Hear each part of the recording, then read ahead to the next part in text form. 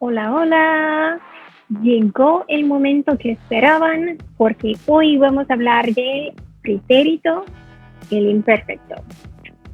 The moment you have been waiting for has arrived because today we're talking about the preterite versus the imperfect. So definitely going to want to take some notes for this one. Okay, amigos, the preterite versus the imperfect. This is something we covered kind of superficially in Spanish 2, but we're going to cover it in a lot more depth this year in Spanish 3. So let's review what each of these tenses are used for. The preterite, el pretérito, is a past tense that you use to describe a specific completed action, so something someone did one time, or a series of events. A lot of times you see the preterite happening sequentially because someone did this, they did that, and then they did that. Here's an example. Aquel día, that day, Pedro fue a la playa y jugó al voleibol playero. Because we have this key phrase as well, aquel día, that day, we know that this was an action that Pedro did on one specific day. He went and he played. Anything that would have the ed ending in English past tense would likely use the preterite in Spanish. On the other hand, the imperfect, which we talked about on Tuesday, is used to describe an ongoing action, something that was happening, a state of being in the past, like where something was located, how someone was feeling, typically using the verb estaba, what time it was, typically using the verb eran, and what the weather was like, typically using the verb hacía. So for example, we have Elena siempre iba a la playa cuando hacía buen tiempo. Here as well, that keyword siempre is a clue that it was a recurring action in the past because she always went to the beach.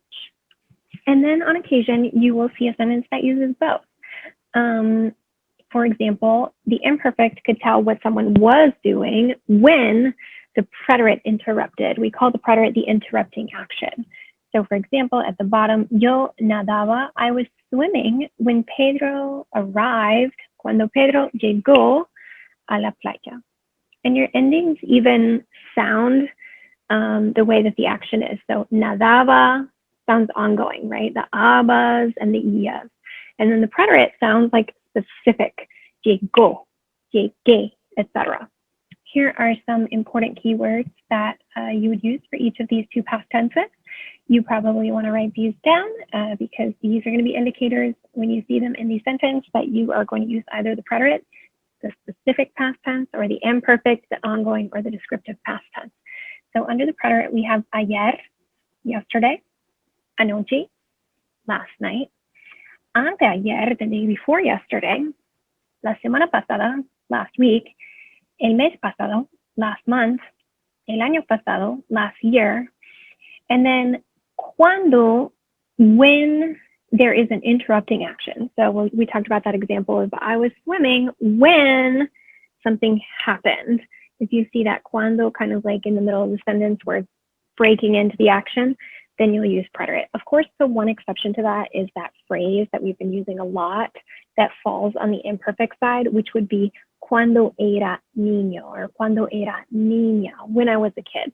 That cuando is a little bit different. Okay, on the imperfect side, we have siempre, always, mucho, a lot, todos los días, every day, cada día, cada mes, cada año, each day, or every month, every year, todo el tiempo, all the time, frecuentemente, frequently, and mientras, while I was doing something. Okay, a little practice quiz for you, choosing either the preterite or the imperfect. Marta blank cuando entró su mamá. This one would be an example of interrupting action. You see that you have the preterite after cuando, so it would make sense that the first action, right, would be imperfect. Marta was studying when her mom entered. Next one, yo montaba la tienda de campaña cuando mi amigo me blank.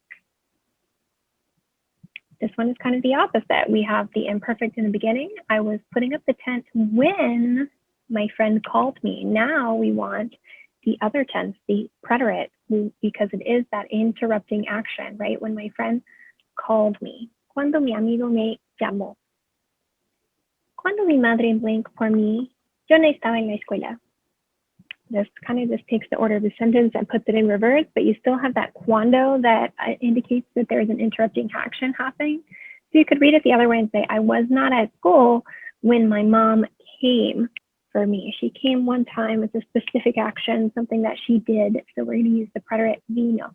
Remember, you did have a lot of preterite irregulars. They are a little bit further back in your notes, like vin, quis, di, tra, estu, pud, pu, soup, all those irregular stems might be coming back around.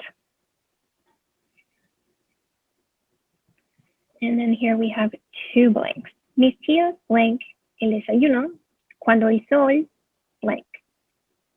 My aunt and uncle were preparing dinner when the sun, breakfast, when the sun came out. We use the verb salir to say that the sun like rose.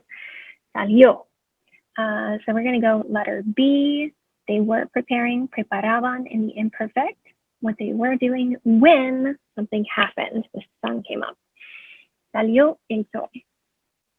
Okay, amigos, going to talk you through just a little bit of practice here so you have a solid feel for when to use preterite, when to use imperfect. So number one, if we were to say the children were talking implies that it was an action in progress.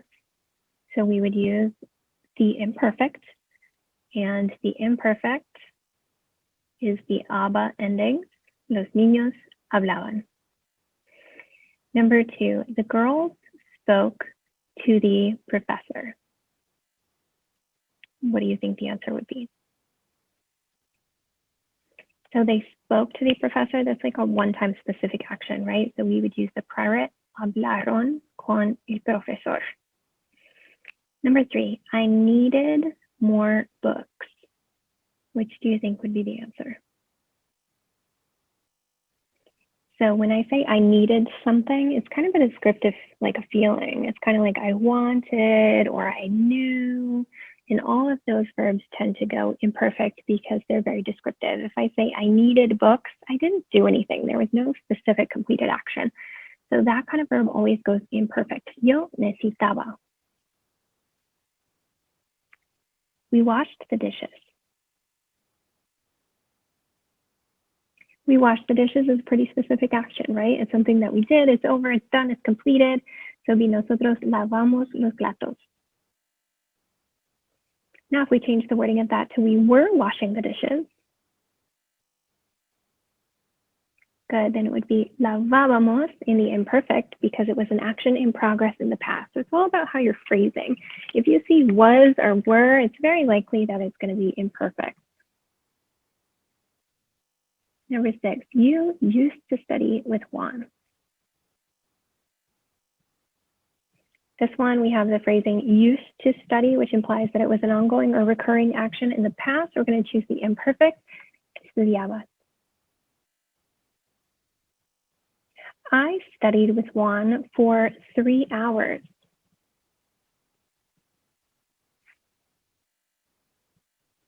So because this one has a specific set time, we know that it's a completed action, it's done, it's over, it's not an action that is in progress.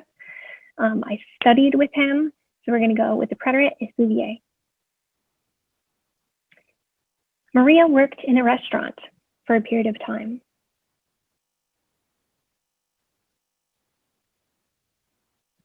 For the same reason, that is a specified period of time. We're going to use the preterite because the action has a specific beginning and end, therefore is completed. Maria trabajó.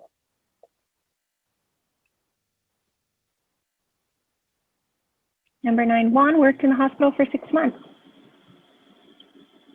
Same thing happening here, right? 6 months is a specified period of time, so we're going to go trabajó again. And then last one, she used to call me every night.